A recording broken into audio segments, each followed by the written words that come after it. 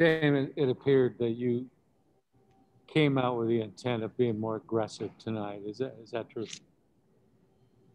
Yeah, I mean, I I need to be more aggressive and be in attack mode and just try to lift the level of urgency and from the start. So I thought our second group came in that second quarter and really picked it up. On the defensive end, they were scrappy, they were physical, we rebounded well. The ball was moving around, and I thought that was when we really kicked it in gear, and we pretty much sustained that, for the rest of the way.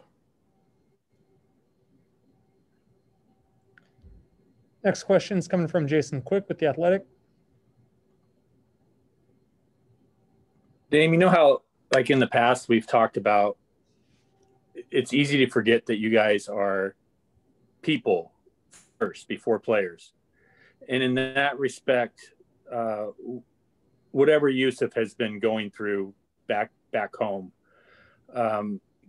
can you notice that from him? And have you tried to assist him in dealing with that in this early season? I mean, I've been aware that, he has some things going on with his family, and I think that comes first, that comes before basketball. And I think that we all understand that, and we've all been through things that, allows us to understand that, it can weigh on you, and it takes a toll, and it, could take away from your focus or just how much you care about, what happens on the court. I've been in that place before.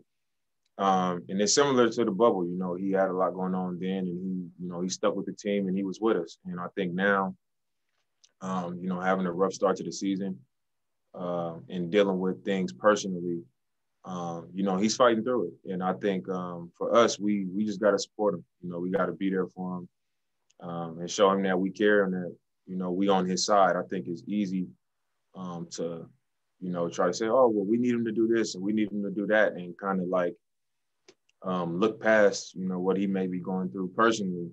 But that's not what we're here for. That's not why they call us teammates and why they call us friends. If one guy is struggling, we got to be with him, and it's easy to be with somebody when everything's going well and they're happy and they're playing perfect or close to how we want them to play or whatever the case may be. It's easy to be there for them, and it's easy to be a friend. It's easy to be supportive. But when guys are going through things, that's when you got an opportunity to show, what type of true teammate or true friend or whatever you want to call it is. And, we've been there for him. We've supported him, and we're going to continue to have trust and faith in him. And, I thought tonight he was great. And, that's what it means to be a part of a team. Yeah. Thanks, man. Next question is coming from AJ McCord with Coin6.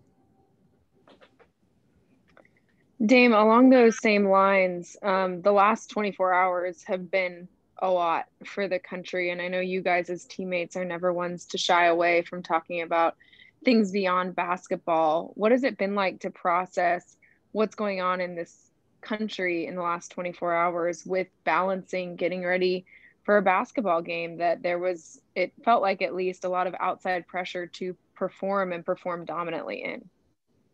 I mean, to me, it's unbelievable. But I think it brings the obvious to the table. And, guys around the league have spoke on it and, talked about how we pretty much live in two different Americas. Being a Black man, I know what that situation would have been had people of color decided to take that type of route. I know it wouldn't have looked the way it looked. It wouldn't have been, it wouldn't have been that way. And, I think that's the obvious. So everything that guys have been saying, everything that people have been speaking out saying, I share those same sentiments. It's just disappointing. It's disappointing that that's acceptable and it's not viewed the same as, people protesting and people fighting just for something like equality, and not being called protesters, being called terrorists and criminals and things like that. And, it's not viewed the same. I think that's an issue, but it's an even bigger issue that it was just accepted. It was acceptable. It was like, you got people at Nancy Pelosi's desk. Like, come on. Makes no sense.